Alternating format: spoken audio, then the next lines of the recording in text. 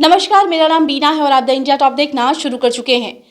3 कृषि कानून जो था, इसको लेकर लगातार अब देश की सियासत गर्म नजर आ रही है। हर राजनीतिक पार्टियां अपनी अपनी प्रतिक्रियाएं दे रहे हैं। ऐसे में बिहार की राजनीतिक भी गर्म है। यहां पर भी लगातार आरोप प्रत्यारोप चल रहे हैं। ऐसे में कांग्रेस के प्रदेश अध्यक्ष मदन मोहन झा ने पीसी की है और उसमें उन्होंने बताया है कि किस तरह इस काले कानून के आगे सरकार को खुद ही झुकना पड़ा। सबसे पहले तो आप सुनिए कि मदन मोहन झा ने क्या कुछ कहा है।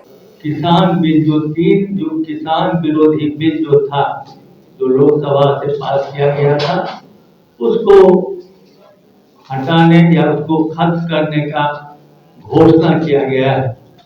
आप सभी जानते हैं कि हमारे नेता सम्माननीय राहुल गांधी जी के नेतृत्व में विपक्षी दल के लोग और आप लोग भी, पत्रकार बंधुओं ने भी इस आंदोलन को जिंदा रखा। इसके लिए मैं आपको धन्यवाद देता हूँ।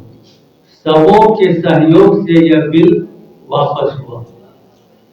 इसके लिए मैं राहुल गांधी जी को समेत उन सभी किसान भाइयों का, जो कि 1 साल से अपना सब काम दाम छोड़ के इस लड़ाई को लड़ रहे हैं, उनके प्रति आभार व्यक्त करता हूं, उन्हें शुभकामना भी देता हूं। लेकिन बात यह है, इस दरमियान क्या क्या हुआ। प्रधानमंत्री जी कह रहे हैं कि बिल को वापस लेंगे।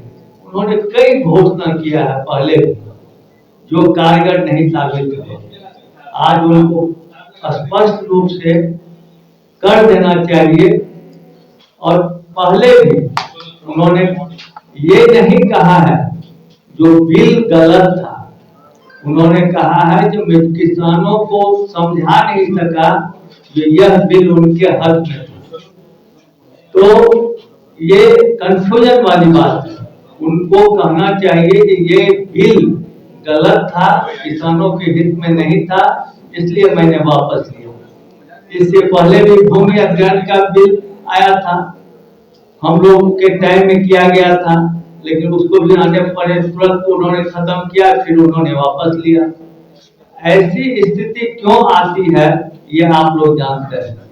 उनके जो कारोबारी मित्र हैं, उद्योगपति, सभी चीज उन्हीं पर टिकी हुई रहती है।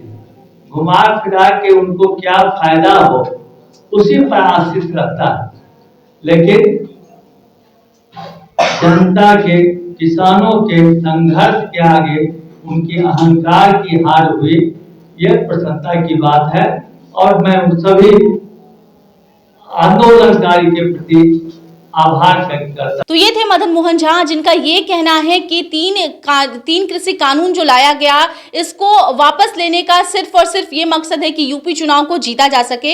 हालांकि इसके बाद उन्होंने 3 जो शर्तें रखी हैं सरकार के आगे। उनका ये कहना है कि जिन किसानों की मौत आंदोलन में हुई है, उनके परिवारों को मुआवजा मिले।